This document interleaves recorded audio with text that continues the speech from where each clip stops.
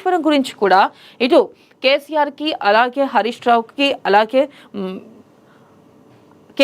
హరీష్ రావుకి అలాగే ప్రధానంగా ఈటలకి లేఖలు ఇవ్వడం జరిగింది. ఈ నేపథ్యంలోనే అసలుకి తప్పు చేయకుంటే భయం ఎందుకు, కాళేశ్వరంలో 62,000 కోట్లు వృధా అయినాయి అంటూ కూడా ఉత్తమ్ కుమార్ రెడ్డి వ్యాఖ్యానించడం జరిగింది. అలాగే ప్రధానంగా చూసుకున్నట్టయితే నిజంగా ఒక ప్రాజెక్ట్ కట్టినప్పుడు ఆ ప్రాజెక్టులో తప్పులు ఉన్నప్పుడు లేకపోతే ఆ ప్రాజెక్ట్ గురించి విచారణ జరగాల్సి వచ్చినప్పుడు ఎవరైనా సరే సహకరించాల్సిందే. మరి ఈ నేపథ్యంలో మనం చూసుకున్నట్టయితే కేసీఆర్ ఎందుకు సహకరించడం లేదు, అలాగే కేసీఆర్ విచారణకు హాజరవుతారా, ఒకవేళ తప్పు చేయకుంటే భయం ఎందుకని కూడా ఉత్తమ్ కుమార్ రెడ్డి దీన్ని ఉద్దేశించి మాట్లాడటం జరుగుతుంది. అలాగే నెక్స్ట్ కనుక చూసుకున్నట్టయితే ఎంపీ డీకే అరుణకు కీలక బాధ్యతలు. ఎఫ్సిఐ కన్సల్టేటివ్ కమిటీగా తెలంగాణ చైర్పర్సన్గా నియామకం. కేంద్ర పార్లమెంటరీ వ్యవహారాల శాఖ ఉత్తర్వులు జారీ. రాష్ట్రంలో ఆహార ఉత్పత్తులు ధాన్యం సేకరణపై కమిటీ అధ్యయనం. ప్రధానంగా చూసుకున్నట్టయితే ఎంపీ డీకే అరుణకు కీలక బాధ్యతలు అప్పచెప్పింది. అలాగే చూసుకున్నట్టయితే ఎఫ్సిఐ కన్సల్టేటివ్ కమిటీ తెలంగాణ చైర్పర్సన్గా నియామకం అయింది. అలాగే కేంద్ర పార్లమెంటరీ వ్యవహారాల శాఖ ఈ మేరకు ఉత్తర్వులను జారీ చేసింది. నెక్స్ట్ కనుక చూసుకున్నట్టయితే మాదిగలకు ఛాన్స్ ఇవ్వండి. మంత్రివర్గ విస్తరణ మరోసారి కదలికలు.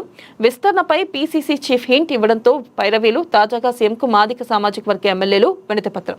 రేవంత్ను కలిసిన మందుల సామేల్, అడ్లూరి, కవ్వంపల్లి, సత్యనారాయణ, వేముల వీరేశం. ప్రధానంగా చూసుకున్నట్లయితే మాదిగలకు ఛాన్స్ ఇవ్వండి మంత్రివర్గ విస్తరణకి అని చెప్పి కూడా విస్తరణ విషయంలో కూడా మరోసారి కదలికలు నెలకొన్నాయి. అయితే మనం చూసుకోవచ్చు విస్తరణపై పీసీసీ చీఫ్ హింట్ ఇవ్వడంతో ఈ మేరకు పైరవీలు జరిగినట్లుగా తాజాగా సీఎంకు మాదిగ సామాజిక వర్గ ఎమ్మెల్యేలు ఈ మేరకు వినతి పత్రాన్ని అందించారు. నెక్స్ట్ కనుక చూసుకున్నట్టయితే మరో పేపర్ చూసుకుందాం. నెక్స్ట్ కనుక చూసుకున్నట్టయితే ఆంధ్రజ్యోతి కనుక చూసుకున్నట్టయితే ఇక్కడ కూడా ప్రధాన హెడ్లైన్ దేవుడి చుట్టూ దెయ్యాలు. పార్టీలో నాపై అంతర్గత కుట్రలు చేసే ఆ దెయ్యాలే నా లేఖను లీక్ చేశాయి. ఇక్కడ కవిత స్పష్టంగా చెప్తుంది, పార్టీలో నాపై అంతర్గత కుట్రలు చేసే ఆ దెయ్యాలు నా లేఖను లీక్ చేశాయి. అయితే ఇక్కడ మనం ప్రధానంగా చూసుకోవాల్సింది ఏంటంటే గత కొంతకాలంగా కవితలో బీఆర్ఎస్లో విభేదాలు నెలకొన్నాయి. కవిత బీఆర్ఎస్కి కొంచెం దూరం ఉంటుంది, తెలంగాణ జాగృతిని డెవలప్ చేయాలని చూస్తున్నారు అంటూ కూడా గత కొంతకాలంగా మనకి ప్రచారం జరుగుతుంది. అలాగే ఇటు కేసీఆర్కి, కవితకి, అలాగే కేటీఆర్కి కూడా గ్యాప్ వచ్చింది అంటూ కూడా ప్రధానంగా వినిపిస్తుంది. ఈ నేపథ్యంలో కవిత లేఖ బయటికి రావడం, ఆ లేఖలో డియర్ డాడీ అంటూ ఆవిడ మాట్లాడడంలో కూడా క్లారిటీగా బీజేపీకి సపోర్ట్ చేస్తున్నారు అంటూ కూడా 2 పేజీలు కేసీఆర్కి సపోర్ట్గా ఉంటే 4 పేజీలు వ్యతిరేకంగా మాట్లాడింది. అంటే ఇటు డాడీని వాళ్ళ డాడీని కేసీఆర్ని ఇటు సమర్థిస్తూనే ప్రశ్నించడం కూడా జరిగింది. అలాగే ఆ తప్పులను కూడా ప్రశ్నిస్తున్నారు. ప్రధానంగా చూసుకోవచ్చు దీంట్లో ఏ పాయింట్లు ఆవిడ అడిగారు.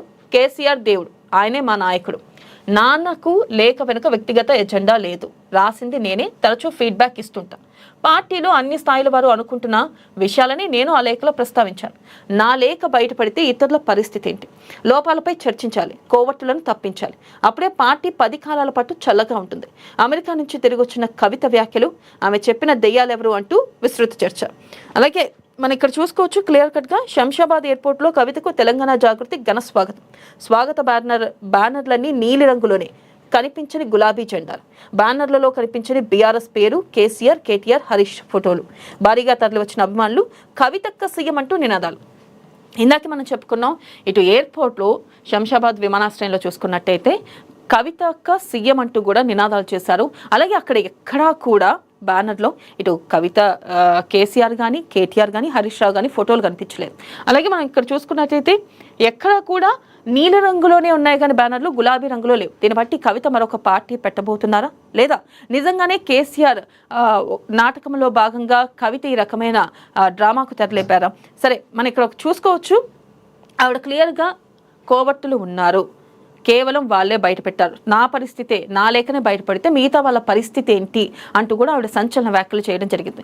ఇంతకీ ఇక్కడ అందరిలో మెదులుతున్న ప్రశ్నలు ఎవరంటే ఆ దెయ్యాలు ఎవరు, ఆ కోవట్టులు ఎవరు? ఇక్కడ ప్రధానంగా మనం చూసుకోవచ్చు లేఖ రాసింది నేనే, ఫీడ్బ్యాక్ ఇస్తానంటూ కూడా ఆవిడ చెప్పడం. అలాగే పార్టీలో అన్ని స్థాయిల వారు అనుకుంటున్న విషయాలే, ఇక్కడ ఆవిడ ఒక విషయం కూడా చెప్పింది, పార్టీలో అన్ని స్థాయిల వారు అనుకుంటున్న విషయాలని నేను ఆ లేఖలో ప్రస్తావించాను అంటూ కూడా చెప్పడం జరిగింది. అంటే పార్టీలో అంతర్గత కుమ్ములాట్లు జరుగుతున్నాయా, ఈ నేపథ్యంలోనే ఆవిడ లేఖ రాయటం జరిగిందా? ఆ లేఖలో ప్రధానంగా ఆవిడ ప్రశ్నించిన అంశాలు కూడా చూసుకున్నట్టయితే బీజేపీకి ఎమ్మెల్సీ ఎన్నికల్లో మీరు మద్దతు ఇచ్చారు అంటూ కూడా చెప్పడం జరిగింది. అంటే బీజేపీతో కలిసి పనిచేస్తున్నారు అంటూ కూడా. నిజంగానే కేసీఆర్ బీజేపీతో కలిసి పనిచేస్తున్నారా? అందుకే కవిత ఈ మేరకు దూరమైందా? అనేక ప్రశ్నలు ఉత్పన్నమవుతున్నాయి. అలాగే నాలేకే బయటపడితే ఇతరుల పరిస్థితి ఏంటి? లోపాలపై చర్చించాలి, కోవట్లను తప్పించాలి, అప్పుడే పార్టీ 10 కాలాల పాటు చల్లగా ఉంటుంది అంటూ కూడా ఆవిడ ఈ మేరకు వ్యాఖ్యలు చేయడం జరిగింది. అంటే ఇక్కడ క్లారిటీగా చెప్తుంది, కోవట్లను తప్పించాలి. ఆ కోవట్లు ఎవరు, ఆ దయ్యాలు ఎవరు? అలాగే ప్రధానంగా లేఖ తరచూ రాస్తూ ఉంటామన్నారు. అసలు కేసీఆర్కి కవితకి పడ్డం లేదా? మరొక ప్రశ్న ఉత్పన్నమవుతుంది. కేసీఆరే డ్రామా చేయిస్తున్నారా, లేదా కేసీఆర్కి అలాగే కేసీఆర్కి కవితకి పడ్డం లేదా?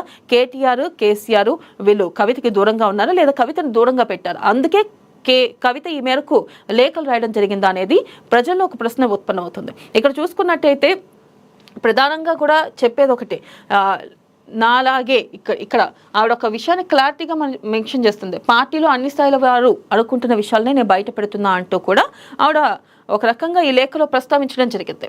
అలాగే నెక్స్ట్ కనుక చూసుకున్నట్టయితే ఆవిడ రాసిన లేఖపై స్పందన.